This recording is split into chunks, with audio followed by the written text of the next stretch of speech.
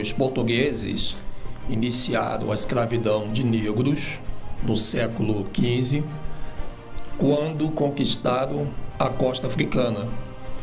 Eles trocavam armas, pólvora, tecidos, espelho, aguardente e até fumo. Eles trocavam com chefes tribais por escravos. E através desse trabalho dos africanos na produção de açúcar em São Tomé, que é a ilha onde faz parte de Jerusalém, que está inundada, e na Ilha da Madeira, que são outras colônias dos Askenazes. Então, os senhores de engenho do Brasil, que também eram parte desses Askenazes, exigiram a vinda do povo judeu, que era o povo preto em Jerusalém, que aqui chegaram como escravos negros para as suas fazendas.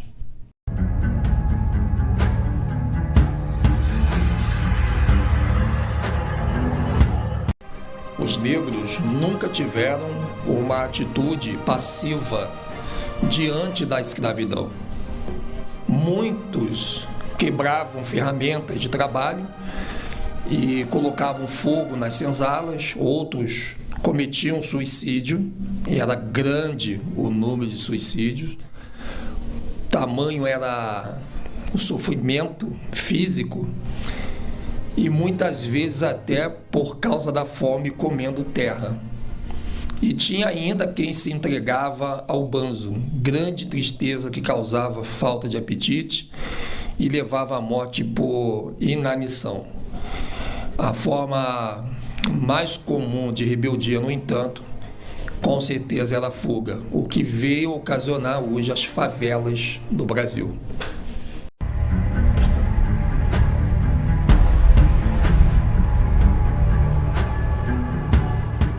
O movimento abolicionista tinha mais de 60 anos quando a Lei Áurea foi assinada em 1888.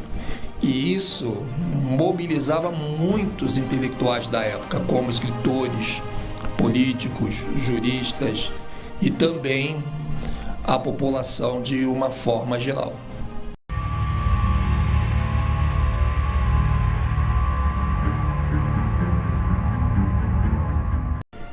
Em 1823, o Dom Pedro I chegou a redigir um documento defendendo o fim da escravidão no Brasil, mas a libertação só ocorreu 65 anos depois.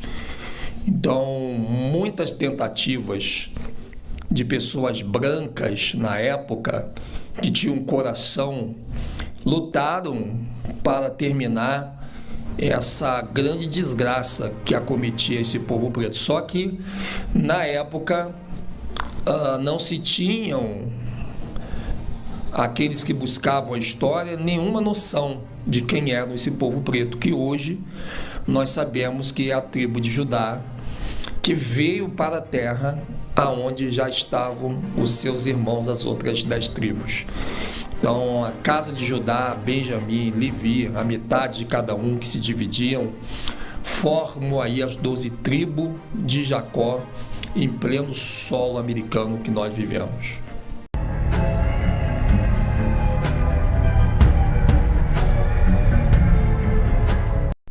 Não existem números confiáveis sobre a quantidade de negros que entraram no Brasil como escravos, porque os primeiros navios negreiros eles foram trazidos pelos portugueses, Martim Afonso de Souza, em 1532, e a contabilidade oficial estima que entre essa data e 1850, algo como 5 milhões de escravos negros entraram no Brasil. Mas alguns historiadores calculam que pode ter sido o dobro. Milhares de escravos morreram nos navios negreiros, que foram apelidados por essa causa de tumbeiros.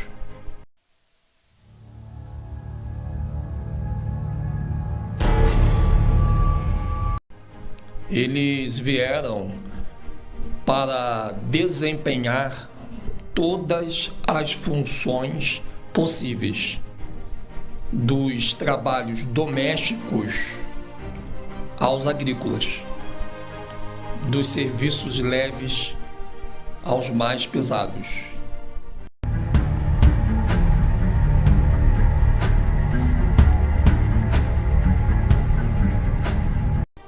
Hoje, graças a alguns poucos registros históricos e à herança cultural deixada aos seus descendentes, é possível traçar a origem dos negros brasileiros em 3 grandes grupos: os da região do atual Sudão, em que os iorubais, também chamados nagôs, predominam, os que vieram das tribos do norte da Nigéria, a maioria muçulmanos de hábitos refinados, chamados no Brasil de malês ou alufais, e por fim o grupo dos bantus, capturados nas colônias portuguesas de Angola e Moçambique, que também são remanescentes da tribo de Judá.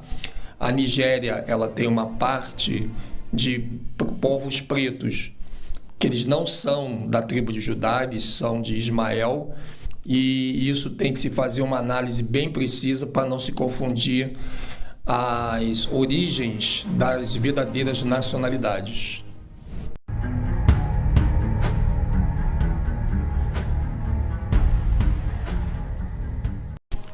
A vergonhosa escravidão, ela foi tão duradoura que o Brasil até hoje guarda a triste marca de ter sido o último país do Ocidente a abolir a escravidão. E em 13 de maio de 1888 não foi ainda a libertação desse povo preto, mas na verdade ela acaba reduzindo o tempo profetizado no livro de Mateus 24, que os tempos seriam reduzidos. Então eles deveriam deixar a escravidão em 1900, como a gente pensava, mas não. A escravidão dos pretos foi tão agressiva que ela dura menos de 100 anos. Realmente, em 1888, na Lei Áurea se cumpre Mateus 24, que os dias seriam abreviados nessa grande tribulação que foi a escravidão dos 400 anos. Então também não há como calcular o impacto desses contingentes na população branca askenazi aqui estabelecida. Não temos como exatidão o número de habitantes do Brasil no período colonial, e estima-se, através de pesquisas que nós fizemos através das entidades bibliotecárias estudantis, por exemplo, que no início do século XIX, excetuando-se os indígenas, é claro, a população devia-se estar por volta de 2,5 milhões de pessoas, dos quais 2/3 seriam de origem negras ou mestiças, como eles eram chamados. Lembrando que os índios, eles cumprem os 400 anos porque eles são os astecas, eles são os maias e eles são os incas.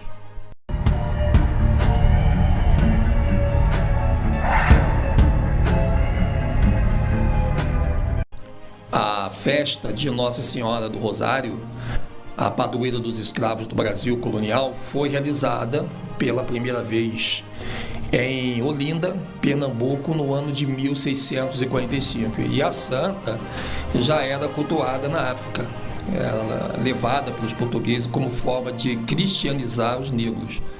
E eles eram batizados quando saíam da África ou quando chegavam ao Brasil.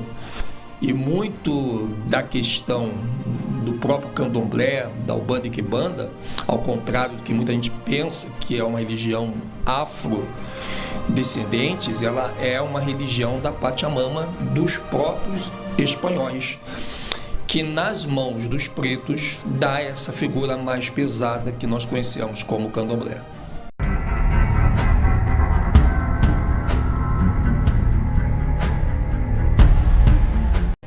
Foram criadas aqui ordens do Rosário dos Pretos, confrarias religiosas fundadas por escravos evangelizados na cidade de Cerro, em Minas Gerais.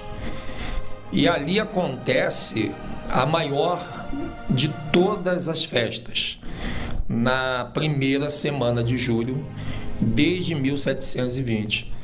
E a comemoração é aberta com o som triste da caixa de assovios, uma banda formada por 2 tambores e 2 flautas, e para lembrar o sofrimento dos escravos.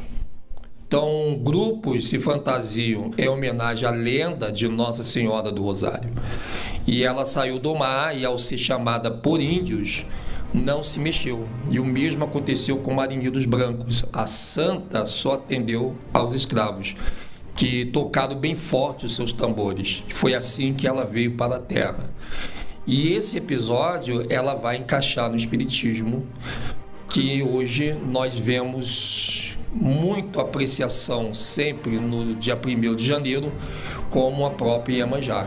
É feito todos os tipos de adereço a essa Iemanjá, que é a Nossa Senhora do Rosário, desse conto que envolve escravos e povos brancos escravagistas.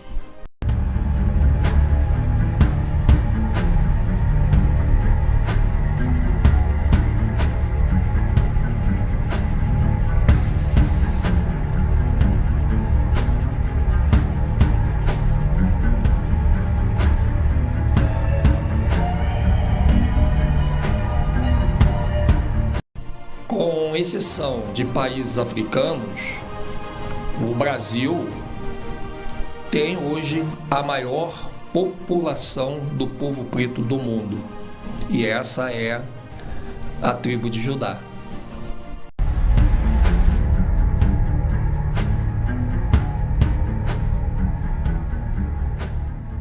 Após a independência do Brasil, em 1822, uma das primeiras medidas do governo foi proibir que alunos negros frequentassem as mesmas escolas que os brancos. E um dos motivos apontados é que temiam que eles pudessem transmitir doenças contagiosas.